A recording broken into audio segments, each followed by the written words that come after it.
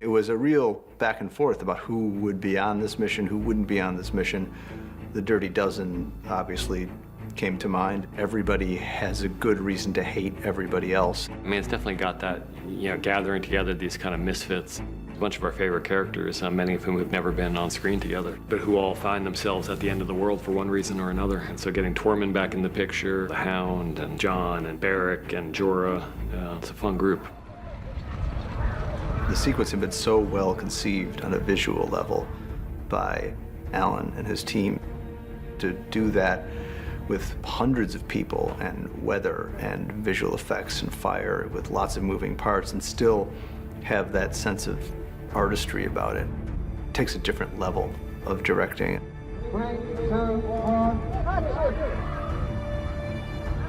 Our story is 7 guys on a rock being attacked by whites and trying to tell a clear story of, your task is to defend a perimeter, and as you lose, your perimeter's going to fall back, and how do you kind of hold order against just pure chaos? It's, hurting kittens. It's, you can't see anything except people whacking each other, and it takes some effort to talk to the cast to sort of say, no, the story is, here's a line, and we have to show that it's not being broken or that it is being broken. It was important to create a situation where I'm hoping the audience will think that one of our beloved characters is going to die. I mean, we wrote it and we were watching it, and I was like, holy shit, Tormund's gonna die. But somehow, he managed to override my rational brain and make me think that Tormund was gonna die. No matter how great your visual effects are or your art department and everything, there's just nothing quite like the real thing if you can find it. Iceland exists, and it's real, and it's cold as hell, and it's beautiful, and there's just nothing like having that reality on screen. It doesn't look like anywhere else. Half the time, it doesn't even look real, and I worry that people are gonna think the blues of those glaciers are some kind of cheap special effect. The more spectacular looking it is, the more difficult it is to shoot there. I think there's a sort of kick-bollock scrambleness to filming out here, where you have such limited daylight, and you have conditions which are like this or worse. It just gives it a sense of reality, In the world of Thrones, it's great coming to these landscapes that just really kind of arc back in time and take you to something very, very brutal and barren. There's an extent to which nothing ever surprises you on this job anymore, but this, you still can't help but be impressed by this. I mean, it's nuts. You can't get to this location without literally monster jeeps. It's a hell of a way to go to work. The Icelandic technical crew for setting up the base camp have to have everything ready, and they have to do that obviously under cover of darkness. So the crew, when they arrive, everything is ready to go. When we're shooting on the glacier, everyone's got the crampons strapped onto their boots because otherwise you'll slip, and even with the crampons, we had a bunch of guys falling and banging themselves up, but luckily no major injuries this year.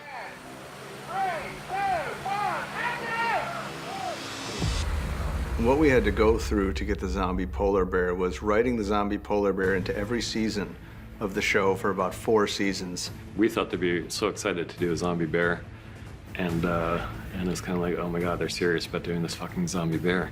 Only to have Bernie and the visual effects guys tell us in the nicest possible way, fuck you, we cannot afford a zombie polar bear. This year made perfect sense that you could have one of these things out there, and we really put our 4 feet down and we said, God damn it, we want a zombie polar bear.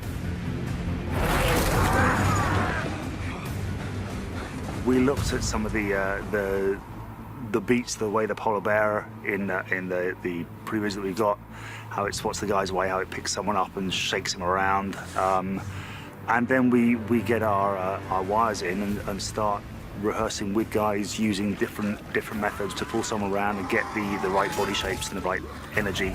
Everything's made sure it's super safe first. We test everything over and over again, usually with a weight bag, and when we're happy that it's safe to have someone on, we get someone on.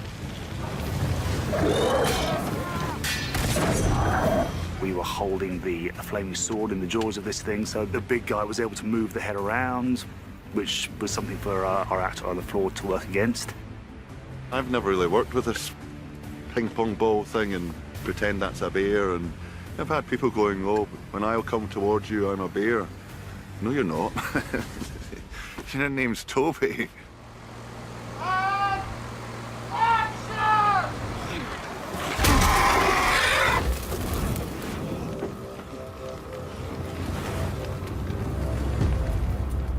most of the heavy lifting of the sequence, that was all in Wolf Hill Quarry in Belfast. It's one of those things where, you know, when you film something in another location and then you're responsible for finishing that location off somewhere else, you have to really do your homework and try and make sure that you match it as best you can so that then Alan would have an entrance for the characters. When you stand up on the top and look down, it was like we were building, I don't know, an airport or something. The scale of it is enormous. We built nature. No, sometimes I walk out there and I think we're crazy people. We had a really tricky time trying to work out what a frozen lake looks like and how we can achieve that. And that went from a compacted quarry floor to putting concrete down to a nice flat finish, and then there had to be hues of colour that had to be added to that. Then we had to work out how the ice would look, trying to make that look three-dimensional and as if it was transparent ice. All these things were really, really tricky. Stop!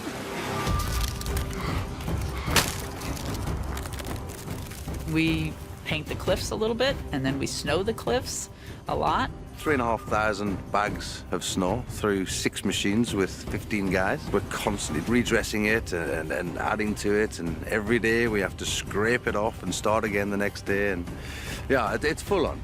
It's a really cool set. Like, it's an amazing set. They cemented a whole quarry to flatten it out to make it look like an ice lake. The amount of workmanship is incredible, and I mean, it really, we've had to run across that ice. It just looks so real. It's fantastic. I thought it was a real lake. Then I understood that they have made this for this sequence. Yeah, it blew my mind. This amount of people, and when the camera rolls, everything just sort of comes together at precisely the right time. Original intention was to dig out the areas on location where people would need to fall through the ice, and then it became clear to everyone that probably the temperatures were going to be so terribly cold. We figured out if we use motion control, then we could achieve it on stage. Where the whites fall for the ice, we're doing those as separate set pieces, and then building rigs to drop underneath the ice to take the weight of the actors and then allow them to drop through. You know, even though we've got 10 guys falling in while the camera's moving, by the time we're finished, we've got 100 guys falling in and the camera's moving 5 times as far. Everyone's always like, oh, you get to shoot in a tank, great. No. It's the end of the season, I get plunged into cold water with a full costume on. It's gonna be miserable.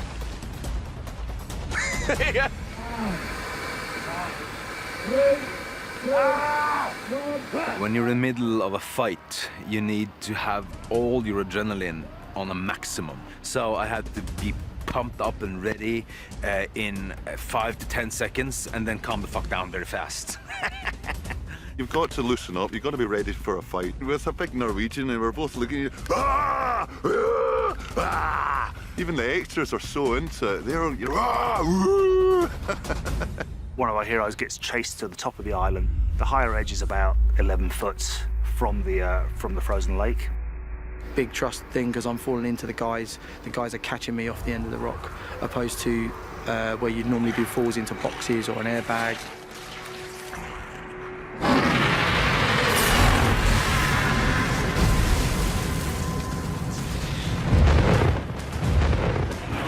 Well, it's funny how times have changed. In season 2, the dragon was riding on Danny's shoulder, and now Danny's riding on the dragon's shoulder. And when Danny gets on and off the dragon, it's sort of like wheeling up the stairs to a 747. We've modeled the dragon and then laser cut this full-scale giant piece of polystyrene to create a section of the dragon's back that is living on the island at the frozen lake. I've got a bit of climbing to do on that contraption with a person on my shoulder. I just hope I can do it. Well, I've never flown a dragon before. I'm sure we'll be fine. Just hang on. This year, things are a little bit beefier. We have a bigger motion base. We have a bigger buck. It's a lot harder, especially for Amelia.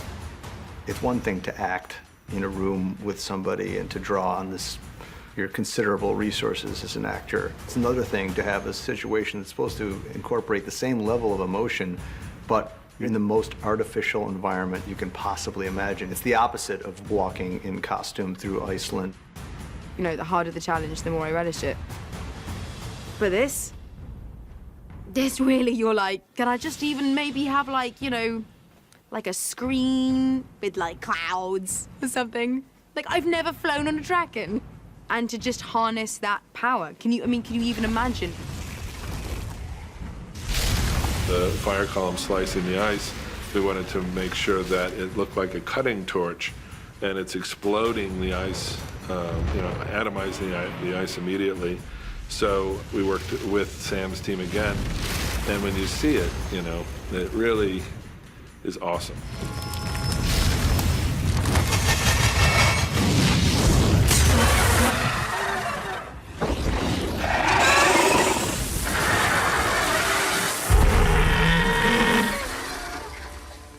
We knew that the Night King would see and seize this opportunity, and like to think that when the dragon dies, that it's kind of a nice 1-2 punch, because on the one hand, you're just seeing the horror of one of these the three only unique, amazing beings like this in the world, going under the water and not coming up again, and you're processing that.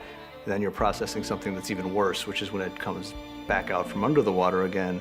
The eyes of the White Walkers and the Whites have been such a prominent feature of the show, and a lot of work has gone into the specifics of how the eyes look, and to see that hopefully iconic image at this point blown up to the size of a beach ball, that seemed like it was an inherently crowd-pleasingly oh shit moment for everybody.